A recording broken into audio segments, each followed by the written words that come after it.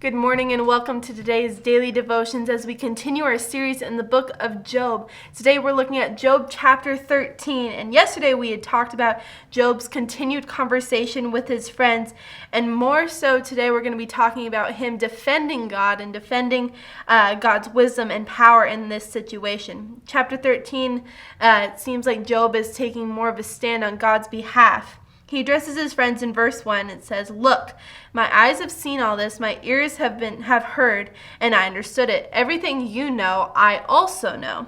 I am not inferior to you, yet I prefer to speak to the Almighty and argue my case before God." And so there's a couple things we can see with this, when he says, "My eyes have seen all this, what you know, I also know." Job here, he complained against the claim of the superior knowledge. Like his friends are like, "Oh, I'm so much smarter, I have so much more insight than you." He's saying, "No, I know exactly what you know," which is what our ancestors have told us. It's the good is rewarded with good, evil is rewarded with punishment. That kind of mentality has been passed on generation. And Job, his friends are now beginning to think he's somewhat ignorant because he's not listening to what they're saying. But he goes on and he says, "I would speak to the Almighty and I desire to reason with God." And he's developed a theme that would end with basically a demand that God answer him, that God give him a reason that he is going through everything that he's going through. We see just a deep frustration that he's desiring to talk to just God.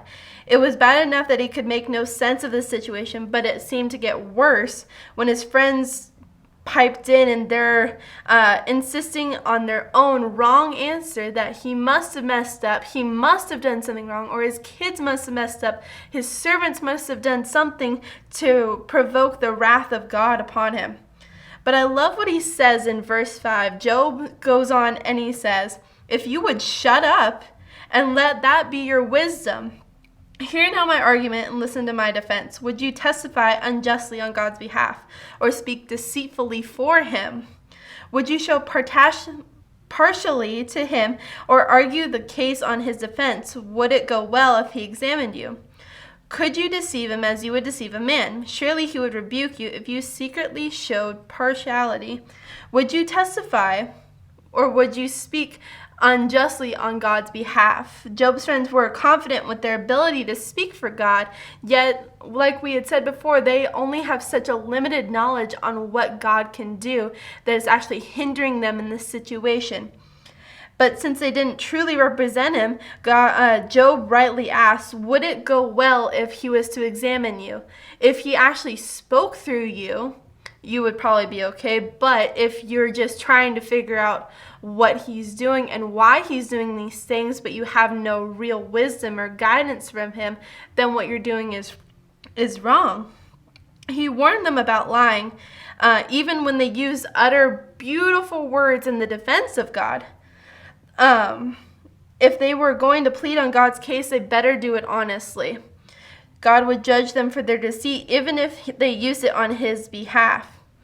And it goes on to say, "He will surely rebuke you if you secretly show partially." The partially Job's friends showed was towards themselves. Job knew that they would never want to be treated as they were treating him. They would never want somebody to talk down to them. They would never want somebody to just speak from their own mind without really talking to God and praying and trying to find out what the reason behind is. And then it goes on to say, "Your memorable sayings are proverbs of ash. Your defenses are made of clay." The friends of Job claim to know wisdom, and they claim to know how to speak wisely, how to really interpret what God was doing. But their supposed guidance was more of, it was just sayings. It was just things that didn't need to make sense. They didn't need to be said because they were that common wisdom that everybody knew. They had no substance and no use, and they left Job feeling more angry and more frustrated than anything. And then it goes on, we skip down to verse 20, and Job has had enough. He's so fed up with what they're saying. He just says he wants them to stop what they're saying, and he goes directly to God. And he says, "Only grant these two things to me, God. so that I will not have to hide from your presence. Remove your hand from me, and do not let your terror frighten me. Then I call, and I will answer. Or I will speak, and you can respond to me. How many iniquities and sins have I committed? Reveal to me my transgressions and sin. So he's saying, God, I'm tired of these people. I'm tired of my friends telling me that I've done something wrong. If I've done something wrong, reveal it to me. Let me know.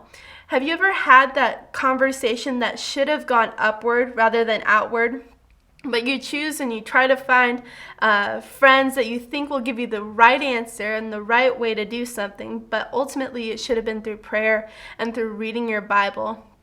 That's what Job is saying right here. He should have gone to God first and tried to figure out why God was doing this, why he was allowing his family to die, his livelihood to fall, even his health to go down south.